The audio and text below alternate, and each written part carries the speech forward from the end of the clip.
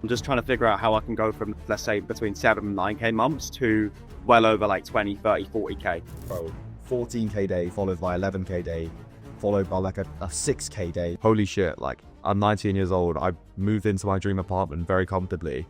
I can do whatever I want. I have location freedom, time freedom. Like, so I think I told you that I was doing like between 8 and 10, but realistically, I think I was doing maybe like 7K average. This month on about 9K. I'm just looking to scale past that, make it less messy and kind of like systemize it a little bit more. And obviously last month was my biggest month ever, 39K profit GBP, which is like over 50K USD, I believe it is. Harun. Absolutely killed it. Cool. We'll start off by running through the numbers. Let's do it. So, what did you do? What were you doing before you joined in the Celta? And what did you do last month? Because that's what the people care about. Yeah, so I think I told you that I was doing like between 8 and 10, but realistically, I think I was doing maybe like 7K average. And like, and now bear in mind, that was from maybe 4 webinars every single week. Yeah. Every single month. That was before. And obviously, last month was my biggest month ever, which is like just shy. It was like 39K profit. And that's with pounds. Yeah, GBP, which is like over 50K USD, I believe it is. Yeah. So yeah, from 7K to 40K, which is what I told you that I was going to do it in the Instagram DMs as well. Yeah. When I first joined, which is obviously really cool. Yeah, we were just talking about before the fact that when Harun joined, the first call we had, he was like, "I'm going to produce a sick testimonial for you." Bro, have you clipped that on Fabon? You must have that. Cool somewhere, yeah. Yeah, you have to. That would be the Yeah, because I literally said that. I was like, yo, like I know that if I commit to this program, something will come from it. I didn't know it was going to be 40K so soon, but even 20K, I was like, that would have been life-changing for me. But to have moved here, be living like just, a few floors below you now, elevating up and, doing this podcast, like only, 5 months after I joined? Yeah. If that? Yeah. Crazy. So take us back to like before you joined. What were you kind of doing? What was like the situation with your business? So to be honest, like I always just thought that, similar to a lot of people, like I thought that 10K a month or 20K a month is obviously achievable, and that was always my goal. But when you go so long without seeing those numbers, you start to kind of not believe your own words because you're saying this is the month, next month, or this is the year, and it's like it never actually happens. But I just thought, it's time to make a leap and, try something new and listen to somebody who's actually in a position that I want to be in, rather than just sort of like trusting my own judgment when I have no credible kind of source to go off. So I was just hoping for the best, shooting in the dark, and not really getting anywhere with what I was doing. What were you doing at the time? So I was doing TikTok Shop, affiliate, and I think my biggest issue before I joined the program was my time was being spent on tasks that were super low leverage. I was focusing a lot on affiliate, and I was selling a low ticket offer. That was my biggest mistake, and I don't know why I did that for so long, but for almost a year, I sold a low ticket offer, £29 a month, and to have even touched 10K a month, I would have had to sell like hundreds of people every single month, which obviously is possible, but when you have 10K followers on TikTok, which I did, is pretty far out of reach compared to what I'm doing now. To make 10K a month now, I've got to sell 4 or 5 clients onto a really good offer with a great guarantee as well. So it's little things like that obviously you told me and you advised me on, and obviously seeing you do yourself as well, it's like, now this makes sense. So I think when that clicked to me, that's when things genuinely changed. And that sounds cliche, but I went from literally like 3-4K a month to 10, 20, 30 plus, like mad. And as soon as you did, you moved into this building. Bro, I moved here straight away. I've always had such conviction in like what I say I'm going to do that like I don't see spending this entire, because I have to pay the whole tenancy up front, so you're drop 20K on this, right? But I don't see that as a problem, because I think that it's one thing saying that you believe in yourself and you believe you're going to achieve your goals, but if you don't act on that belief, then how much do you really believe it? So by moving here, I feel like I've gave myself the best opportunity to scale to the next level, and I'm very grateful that I've been able to do so. 100%. Yeah, that's fantastic. I mean, the whole low ticket offer thing as well. I feel like everyone selling information starts off with that, because it's like well within your comfort zone. There's no risk. It's like $29. Like, who's going to care if it doesn't work for them? Yeah. And I remember I started off at that as well, like a monthly subscription, $29. And when you move to high ticket, it's like, fuck me, bro. You just made 10 lies in one zone. It's so weird. It's like that is like the click for everybody. I think it's like when you move from that offer and you think like, because I think people have this limiting belief that like people won't pay you thousands for what you offer. It's like, maybe they won't pay you that now for what offer you have, but if you build a good enough offer with a great guarantee, trust me, they will pay you if you can provide them value. And those clients are the ones that are committed. They listen and they get results as well. That's what I've found. And since I've started charging low ticket, I've changed more lives than I ever did in that entire year of selling low ticket, because with low ticket, people aren't interested. They don't commit to it. They don't care. And that's like another part of it as well. Like when I joined your program and paid you a few £1,000, the commitment is there. I had to listen to you. I had to take on board your advice because I just paid you a lot of money. Whereas if I paid you £20, I probably wouldn't have been that interested. Maybe we would have watched like 10% of your modules. Yeah. And that would have been it. Yeah. What I loved as well when we had our calls is that you didn't come with many like preconceived ideas. Like you just came as an open book and you're like, question, give me the answer, question, give me the answer. I had a lot of calls with people where like, I think I should do it this way. Is that right or wrong? And it's like you coming with a frame of mind that you've had, which has got you nowhere previously.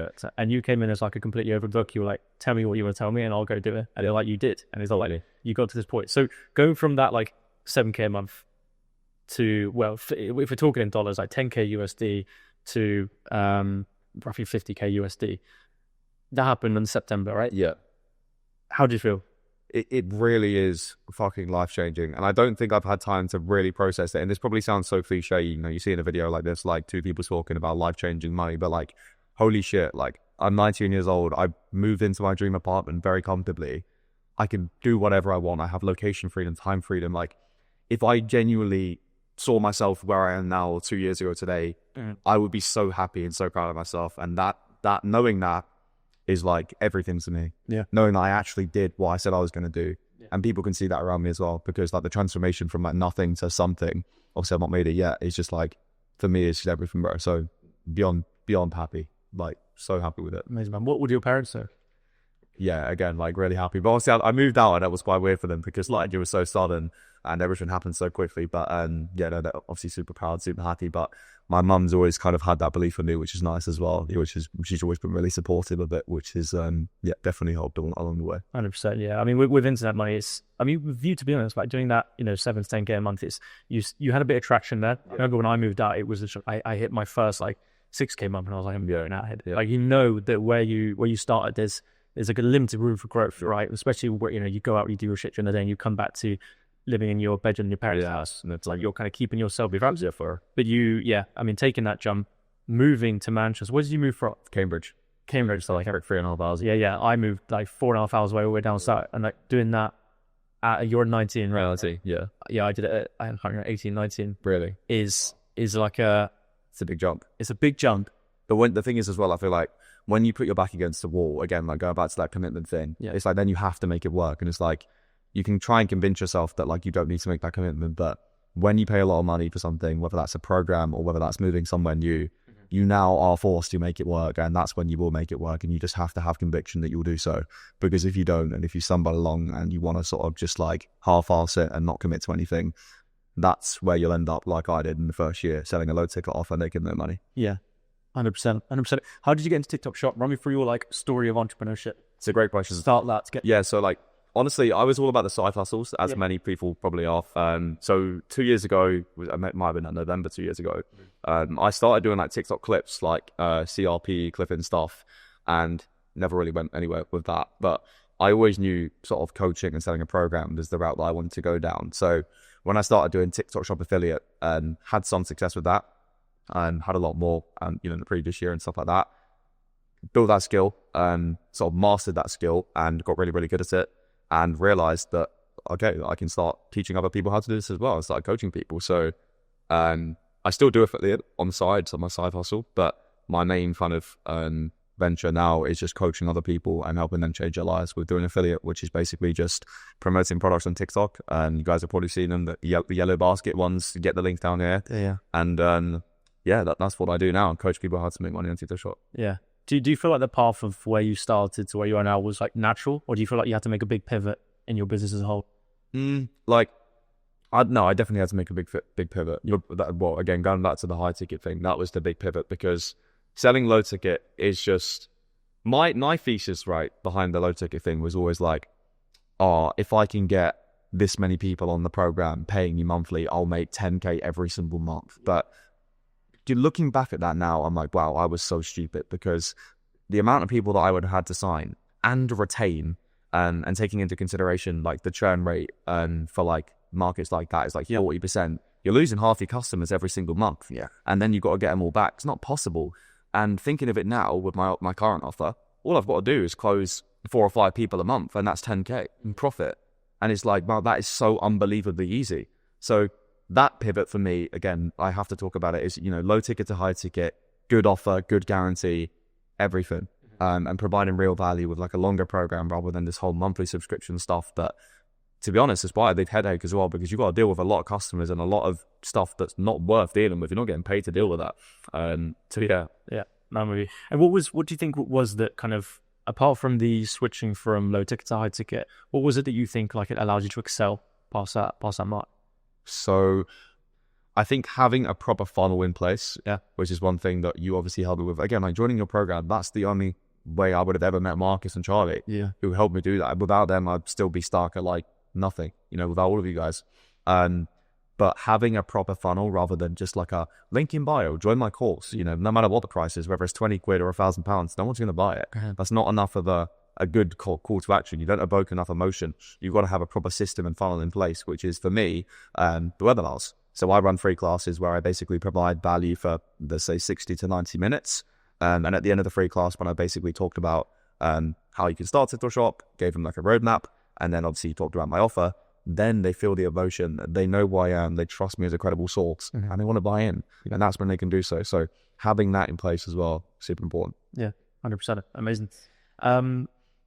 Yeah, fantastic. And what do you think it was that allowed it to work for you? Because a lot of people join programs like this, and I mean, we were just speaking about it before. Some people join, they disappear. They don't even utilize it. So why did it work for you? Why were you able to actually make something out of the program as opposed to somebody else who doesn't, do you think? I think it's the trust aspect, like the conviction I had in you, because I knew that you ran a similar offer to what I was trying to do. And I just knew that like this guy's done everything from the funnels, the marketing, to the systemizing it, to the service delivery. I just knew that if I listened to you, even if I had 2 free calls with you and you answered 30 questions, that's all I needed to go and recreate your exact system and implement that into my business. And that was it. Like, that value isn't measured by time, it's measured by knowledge. And you were able to give that to me. And that's why that, I went from 7K to 50K. Yeah. It's... Do you think it was the application as well? Like actually applying shit? Yeah, no, 100%. Yeah, you've got to apply it as well. Like, it's one thing listening to things, but like, if you don't go ahead and apply it, then what good is it? Like so many people are stuck in this sort of procrastination paradox. They're just taking information and thinking it's being productive. But if you're not actually taking action on that, then like, what good is that doing you? You might feel good, but are you actually getting anything from it? Any tangible results? Yeah.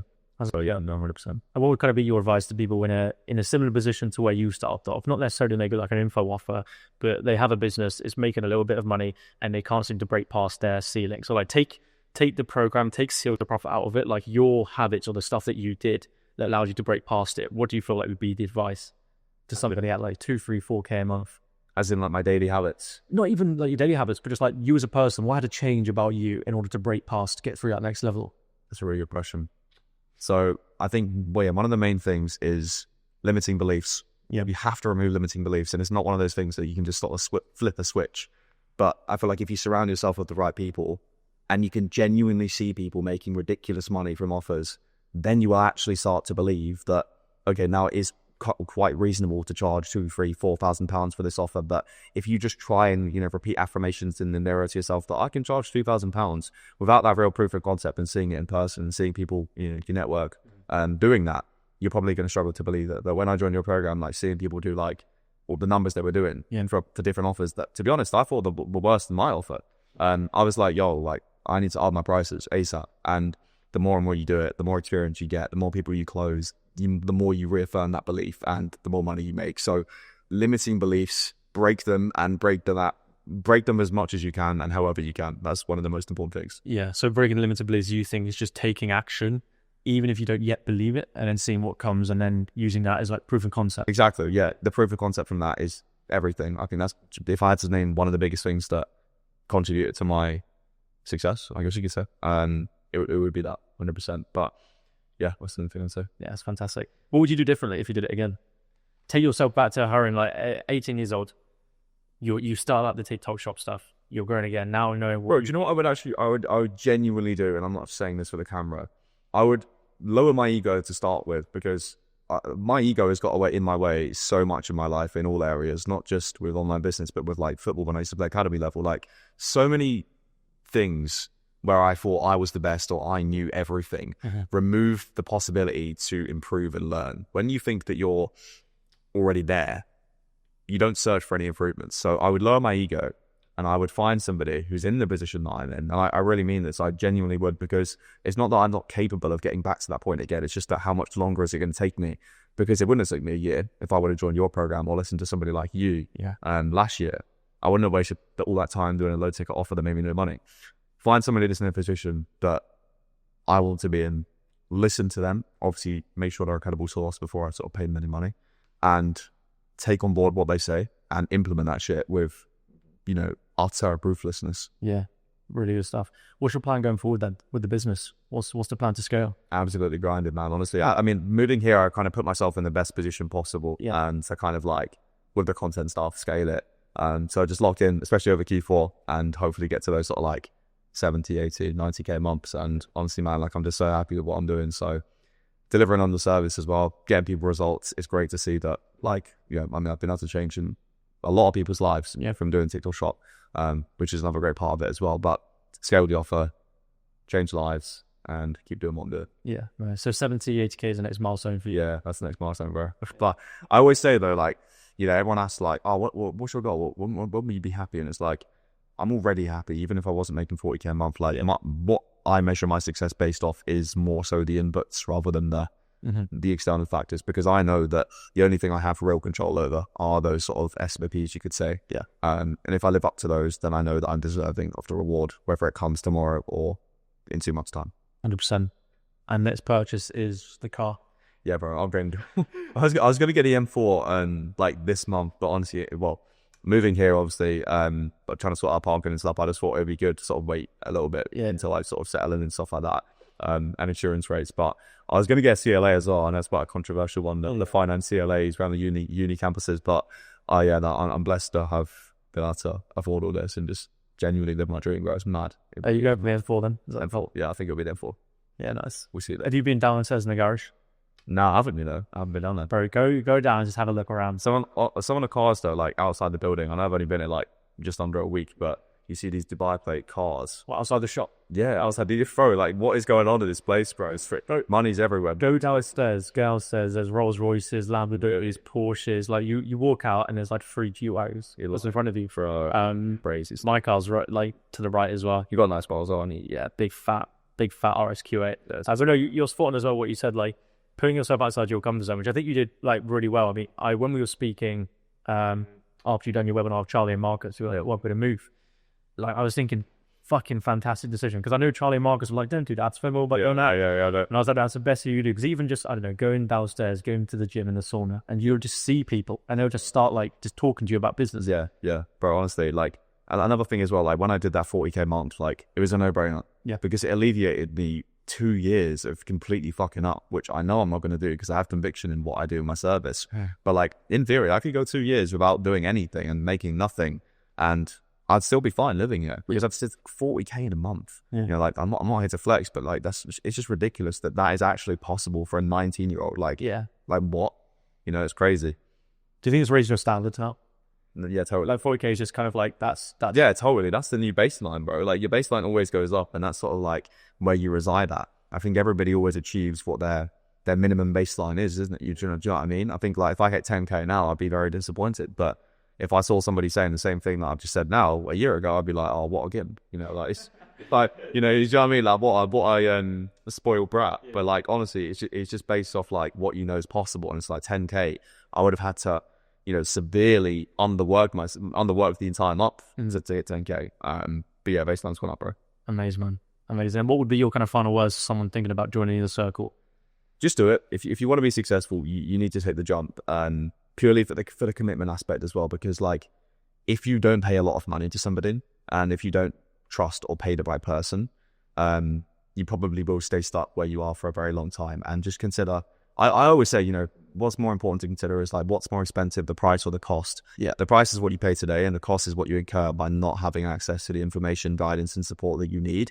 And put it this way, you know, the cost that I incurred was a year's worth of making no money on the high ticket offer, which is now making me 40K a month. So in theory, I could have lost out on 3, 4, 500K if I was doing things right. Yeah. Compared to spending, you know, what, a few £1,000s, it's nothing. It really isn't anything. And yeah, commit to something, listen to somebody, trust them, because if you're not making money, there's something you're doing wrong. 100%. I mean, I always say that you don't know what you don't know, and that is like the brick wall that's stopping you from doing it at that level. 100%. And people are too confident on the other side of that brick wall. It will happen. It will crumble eventually. Yeah. And I'll see on the other side. Yeah. It's like you genuinely have to pay to get that ladder. Yeah, I do. There's no other way around it. People are fine. This is the thing as well. So many people search for shortcuts, and it's like there's no other way around it, buddy. You got to climb the wall. Yeah. You got to climb. You know what I'm saying? You got to pay to know. Yeah. And to be in a room, there's an entry fee, and you got to be willing to pay it. Yeah, 100%. I think for everybody watching as well, like one part of the equation is what the person did to get to the next level, right? Like the program they bought, the information they bought, the training they learned. The other part of the equation is like, what did that person have to become, or what position were they in order to get to the next level? And I said at the start with Harun, I mean, there was no bullshit. I noticed on the calls with him, there was no like fluffy, like, oh man, I'm struggling to wake up. I'm struggling to wake up early. Like I'm struggling to do this. It was just a case of, there were calls and we just solved problems, and that was it. And then we had a call in like a month later, just solve problems. That was it. So taking that information where you know what you want, like already having the path that you want and being clear on that, and just knowing, cool, I just need this information to unlock that next door and get through it.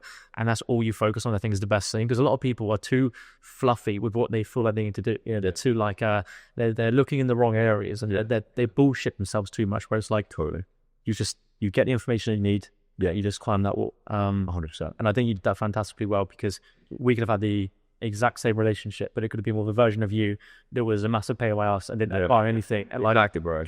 Came back every couple of days on the messages being like, oh, but what about this? This doesn't work. Yeah. And there was none of that. So you just like, you learned, you applied, and then there was a next problem to solve. Exactly. And I think that's the way, that's the best way it can work. 100%, I agree. Yeah, man. You absolutely killed it. Super proud. Thanks, bro. And I think with where you're at with everything, like the trajectory is fucking there. You know, straight onto those 100K bumps, 100K a month. But it is inevitable. Like you know, I mean, you have access to the information. You know the path to get there. Yeah. It's just a case of doing it now. This is one more thing I want to add as well. Like, I think I undervalue the amount of knowledge and like value that I have now. Yeah. Because like, you know, obviously all this stuff's in the back of my head of sort of like what's possible. Yeah. But like, you know, 2 years ago, I knew nothing about an info offer or a coaching offer or a guarantee. Yeah. And it's like now I know that if I had to, I could piece together an entirely new offer for a completely different market, and to be honest, probably get to 20, 30K within 2 or 3 months, purely based off the knowledge that I have within this market. And that is just like invaluable. That skill set is like, it pays dividends. Yeah, it's crazy. It's almost exciting being like, you almost know the stuff you need to know now in order to never fall behind. Bro, yeah, easily. Like one client is somebody's monthly wage. Yeah. Is just ridiculous. Yeah, the last bit I'll have for you is that when you launched the webinar with Marcus and Charlotte, where was your head at on the couple of days following, when it was like you were on the, because Aaron did sales calls, like what, 9 calls a day with people to get webinar. Where was your head at when it was like piff after piff or after piff after audit? Again, I didn't really have time to fully process it because I was so locked in with the work. Like I was burning the candle at both ends. But bro, 14K day followed by 11K day, followed by like a 6K day straight to Italy in Sardinia, 30K week. It was like a 30K week, and I was kind of closing calls on my iPhone on Google Meets in Sardinia on the balcony. All the fab and afford it. Yeah. That was crazy. And you know, that week was just a fucking dream for me, because like I know that if that week was like played on like a TV a year before it happened, and I saw that, and I could really see, you know, bro, I would just be so proud and so happy and like so like, yes, it really happened. It really does happen, because like I always struggle to believe that dreams really do come true, but like, you know, if this isn't a dream come true, I don't know what is, bro. Has that changed your mindset, Aaron? What do you think in terms of like seeing it literally spawn out of the net, where it's like going from nothing to those 14, 11, 6K days? Yeah. How did that change your mindset around it? Again, like it really just is a case of like, are you doing the right thing? Yeah. Like when I was doing the wrong thing, it's like I was choosing to struggle. But when I have this offer, when I built this offer out and this guarantee, it's like almost like I chose to do the opposite. I chose to just print money from thin air. And that's what it is, bro. But like, obviously it's not an overnight thing where it just comes straight away. But like, if you accumulate enough knowledge and enough skills, you can sell that really, really for a lot of money. And so is what I've done. So yeah, it's changed my perspective massively. Yeah, I think as well, the mindset around like the ease to acquire money is a big shift as well, because you go from being like, man, I mean, it sounds douchey to me, like, 10K a month is so much, it's so outreach. Yeah. To then taking that amount in a day, it's like, you can just pull it out of thin air as long as you have the right systems beneath it and the right like things around you that allow you to do it. Do you know what? One thing that has changed for me when I'm scrolling on TikTok, I'm sure everyone's seen these like kind of like Dubai videos and thoughts. It's like people saying to me 10K in a day. Like I never actually used to believe that about 10K in a day. Come on, mate, make it a little bit more believable. But okay, 10K in a day is actually very achievable. And like now, on the other side of that, being able to actually do that myself at 19, I can see how it's possible for all these people to be doing it. It's like, it's not really like anything crazy. Yeah. It's not unreasonable to say it. It's like, it's actually real. It happens. And don't try and delude yourself into thinking that it's not real and it's, and coping, because there's no point trying to make yourself feel better about something that actually does exist. Just go out there and get it yourself. Do you think you had an unfair advantage? No, not So just as a teenager, as a person? The only unfair advantage that I think I would have had was supportive parents, because like, I think people just try and justify, try and cope and say that like, oh, I haven't got loads of money, or I haven't got this, haven't got that. It's like, I wasn't ever really broke. I've always been that sort of middle class. But at the same time, I didn't really have any money that was necessary to spend when I started a lot of my business. Like I started an info offer and TikTok shop, which cost me like £100, if that. And obviously you build capital from there and you can reinvest it. But like, you don't need heaps of money to start a business or start being, successful. Yeah. And so I don't personally think that I had an unfair advantage in any sense. If anything, I think I had a lot of disadvantages. Yeah. And a lot of limiting beliefs, because like, the environment that I grew up in and who I thought I was. So yeah, no, definitely not. Yeah, because I think a lot of people watch videos like this and they try and kind of cherry pick reasons as to why you could do it and they couldn't. And they're like, oh, yeah, it's because of that, it's because of that. But when you kind of break it down, it's like, cool, what advantage did you have that they don't have? And you go, that's kind of just nothing. Another thing to consider is as well, like, I used to be the cherry picker who sort of like gave reasons as to why somebody's there or somebody does this. And I used to say that I can't do it because of this, because of that. And it's like, it's all well and good saying that, and it might be true, but how does that serve you? Because it's not actually bringing you closer to the goal or the result. It's just making you feel better about not having it. And would you rather feel better about not having it or become closer to the goal? I think I know which one I'd rather do. 100%. I don't want to leave it there. Go small as words. Aaron.